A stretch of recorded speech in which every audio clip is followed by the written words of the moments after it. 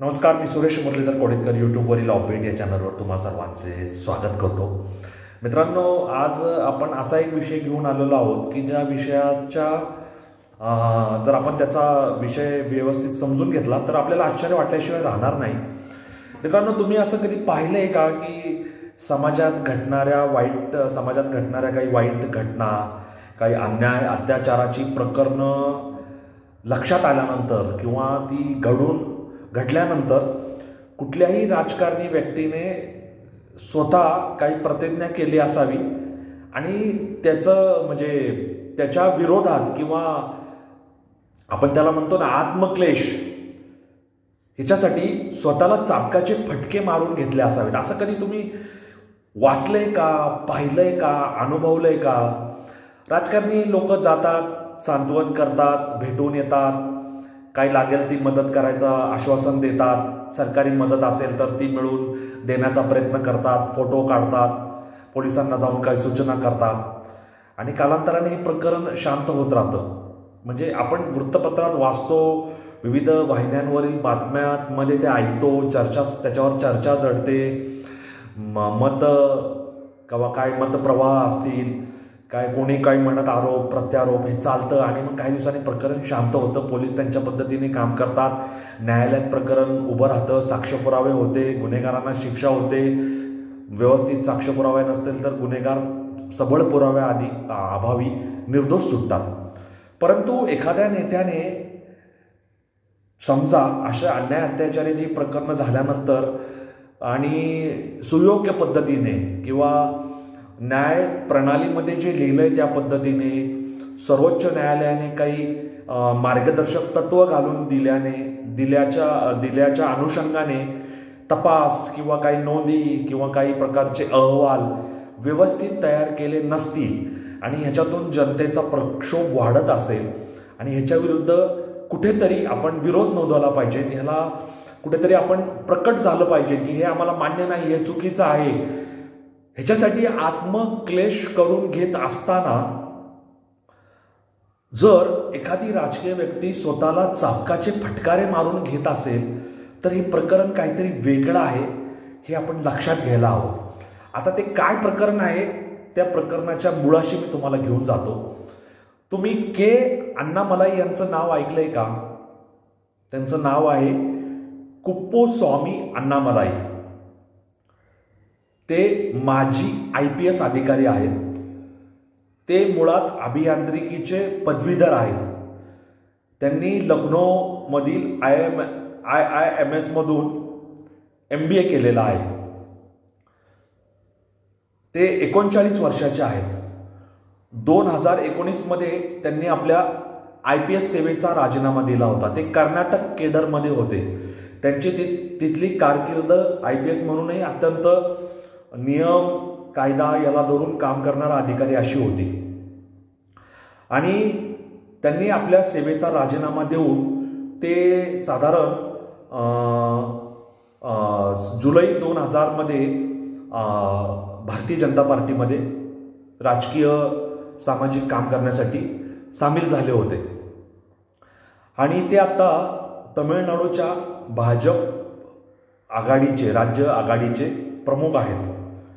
आता त्यांची कारकीर्द ही लढवय्या, समाजात मिसळणारा, समाजात जाणारा, तळागाळात जाऊन समाजाची सुखदुःखे समजून घेणारा, लोकांना आपलंसं करणारा अशी झालेली होती आणि ते सध्या तमिळनाडूच्या युवा वर्गात अत्यंत लोकप्रिय आहेत.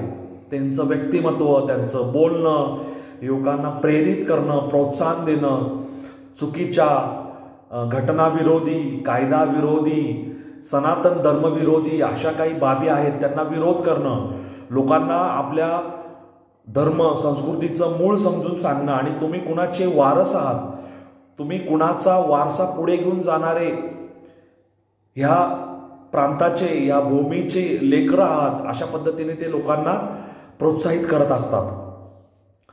आता त्यांनी चाबकाचे फटकारे का मारून घेतले ह्याबद्दल मी तुम्हाला सांगतो.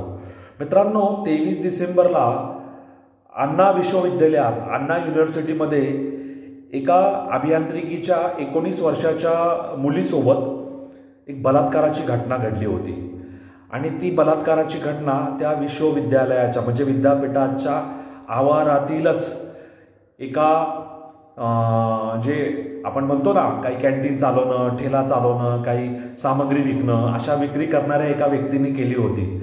आणि त्याने त्या युवतीचा मोबाईल क्रमांक मिळवून तिला धमकी दिली होती की मी जेव्हा बोलवेल तेव्हा येऊन आलं पाहिजे, अशा पद्धतीने त्याने तिचं लैंगिक शोषण केलं होतं. आता के अण्णामलाई यांना जेव्हा हे प्रकरण समजलं तेव्हा त्यांनी त्याचा शोध घेतला. तेव्हा तो सत्तारूढ पक्ष म्हणजे DMK पक्षाचा कार्यकर्ता असल्याचं त्यांच्या लक्षात आलं आणि त्याचे DMK पक्षाच्या विविध लोकांसमवेत फोटो आहेत, तो त्यांचा काम करतो अशा पद्धतीचा त्यांचा आरोप होता.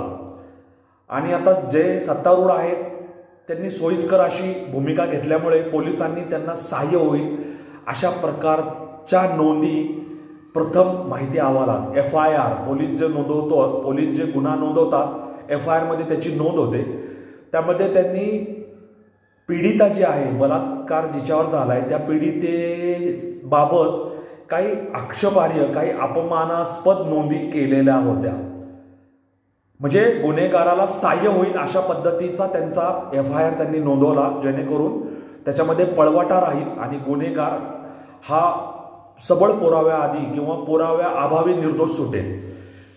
म्हणजे त्यांनी गुन्हेगाराला सहाय्य होईल असं वर्तन केलं आणि त्यांनी तो FIR हा लीक केला.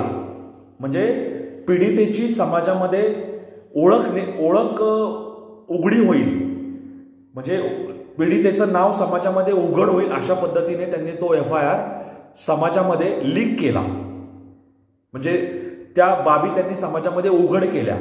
ह्याच्यामधून झालं काय, पीडितेचं नाव सगळ्या लोकांसमोर आलं आणि तिला एका वेगळ्याच प्रसंगाला किंवा वेगळ्याच दुःखाला, आधीच ती बलात्कारिता होती, तिला ह्या मानसिक शारीरिक आघाताला सामोरं जावं लागलं होतं आणि ह्याच्यातून समाजामध्ये तिचं नाव उघड झाल्यामुळं तिला त्या मानसिक तणावाला, मानसिक दबावाला सामोरं जावं लागलं.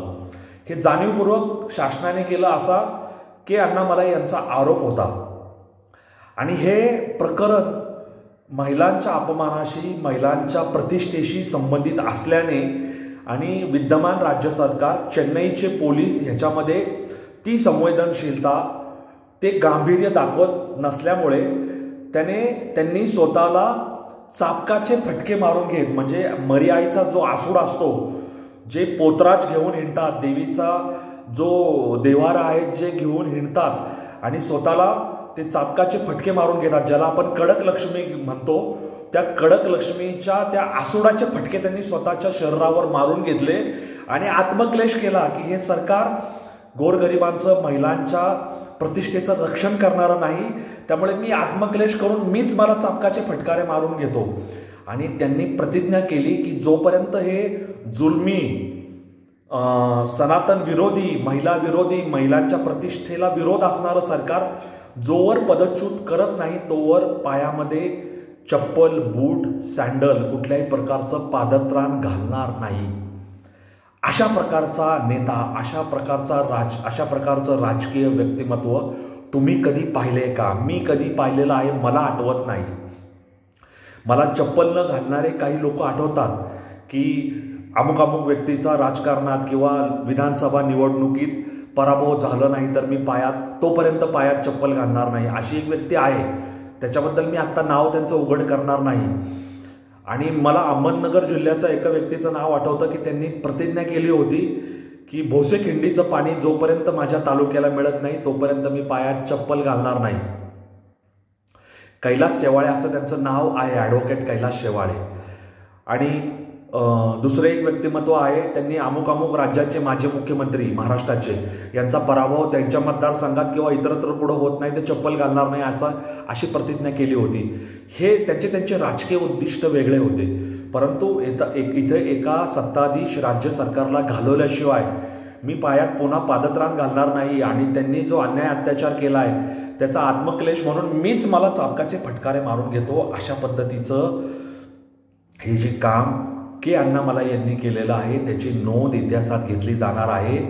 आणि मी राज्य सरकार जे असंवेदनशील आहे, जे अन्याय अत्याचाराला प्रोत्साहन देत आहे, जे महिलांची अप्रतिष्ठा करायला प्रोत्साहन देते त्याबद्दल मी मुरुगन स्वामी म्हणजे तमिळनाडूचं जे दैवत आहे मुरुगन भगवान त्यांची जी 6 पवित्र स्थानं तमिळनाडूमध्ये आहेत त्या प्रत्येक पवित्र स्थानावर जाऊन मी मुरुगन स्वामींच्या चरणांवर हे जे अन्याय अत्याचार चाललेले आहेत ते थांबवा, ते त्यांच्यावर कानावर घालणार आहे आणि त्यांना साकडं घालणार आहे की हे अन्याय अत्याचार संपवा, हे अन्याय अत्याचाराचा अंत करा आणि हे अन्याय अत्याचार करणारं जे DMK सरकार आहे ते उलथवून टाका आणि महिलांच्या सन्मानाची प्रतिष्ठा जपेल, महिलांच्या सन्मानाची प्रतिष्ठा जपली जाईल अशा प्रकारचं आम्हाला आशीर्वाद द्या, अशा प्रकारचं आम्हाला वरदान द्या, अशा पद्धतीची प्रार्थना के अण्णामलाई यांनी केलेली आहे आणि ते संपूर्ण तमिळनाडू ढवळून काढणार आहेत की अण्णामलाई यांची दक्षिण भारतात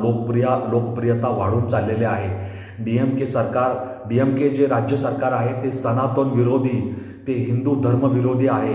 त्यांनी सनातन धर्म, हिंदू धर्माला ही कुठल्या तरी रोगाची उपमा दिलेली आहे. हा रोग समूळ नष्ट करून टाकावा लागेल अशा प्रकारचं त्यांनी वक्तव्य केलेलं आहे. म्हणजे तमिळनाडूचे जे विद्यमान मुख्यमंत्री आहे स्टॅलिन आणि त्यांचा मुलगा उदयनिधी स्टॅलिन यांनी अत्यंत सनातन विरोधी, हिंदू धर्म विरोधी वक्तव्य करून इतर धर्माला प्राधान्य देईल असं काम केलेलं आहे, असं वर्तन केलेलं आहे जे घटनाबाह्य आहे. घटनेने सगळ्या धर्मांना समान मानलेलं आहे. असं असताना सुद्धा हे दोघं बाप लेक सनातन विरोधी काम करत आहेत आणि त्यांच्या विरोधात के अण्णामलाई हे दंड थोपटून उभे राहिलेले आहेत. त्यांनी म्हणजे इसवी सन 2020 पासून म्हणजे 2019ला IPS सेवेचा राजीनामा देऊन 2020मध्ये जुलै 2020मध्ये भारतीय जनता पार्टीत प्रवेश करून 2024 पर्यंत जे काम केलेलं आहे त्या माध्यमामुळे भारतीय जनता पार्टीला तमिळनाडूत 11% मतं मिळालेली आहेत या लोकसभा निवडणुकीत. भले त्यांना एकही जागा मिळाली नसेल परंतु त्यांच्या प्रगतीचा आलेख हा दिवसेंदिवस वाढत चाललेला आहे. त्यांची स्वीकार्यता, त्यांची जनसामान्य स्वीकारणे हे वाढत चाललेलं आहे. या घटनेवरून दाखवून देत आहे तमिळनाडूमध्ये सनातन धर्माची, हिंदू धर्माची पुनः प्राणप्रतिष्ठापना करण्याचं काम, महिलांना आत्मसन्मान मिळवून देण्याचं काम आणि तरुणांना प्रेरणा प्रोत्साहन देऊन देशाच्या विकासासाठी, देशाच्या सेवेसाठी तुम्ही आपलं योगदान द्या असं काम, असं प्रोत्साहन देण्याचं काम के अण्णामलाई करत आहे. माजी IPS अधिकारी असणारा हा तरुण तडफदार एक नवं युवा नेतृत्व तमिळनाडूमध्ये उदयास येत आहे. त्यांनी जे स्वतःला फटके मारून घेतले आणि पुन्हा पायात चप्पल घालणार नाही जोपर्यंत हे DMK सरकार उलथवून टाकत नाही, ही प्रतिज्ञा ही या काळामध्ये कुठलाही राजकीय नेता करण्याचं धाडस करणार नाही जे त्यांनी केलंय. जे वेगळं आहे, जे निश्चित आपल्याला वेगळेपणा दाखवून देणार आहे आणि असेच वेगळे विषय आपण ऑफबीटवर घेऊन येत असतो. म्हणून मला हा विषय तुमच्या पुढे मांडावासा वाटला. तुम्हाला हा विषय कसा वाटला मला कॉमेंट बॉक्समध्ये लिहून जरूर कळवा. असेच वेगळे विषय घेऊन आपण ऑफबीटमध्ये येत असतो. आपल्या मित्रमैत्रिणींपर्यंत हा चॅनल पोचवा. हा चॅनल लाईक, शेअर, सबस्क्राईब करायला विसरू नका. बेल बटनला स्पर्श करा. नोटिफिकेशन बेल बटनला स्पर्श करा जेणेकरून तुम्हाला माझे व्हिडिओ आले की त्याचं नोटिफिकेशन लगेच येत राहील. आणि या प्रवासात असंच मला साथ देत राहा. या नोटवर तुमची रजा घेतो. धन्यवाद. जय हिंद, जय महाराष्ट्र, वंदे मातरम, जय श्रीराम, जय जगन्नाथ, जय सनातन. धन्यवाद.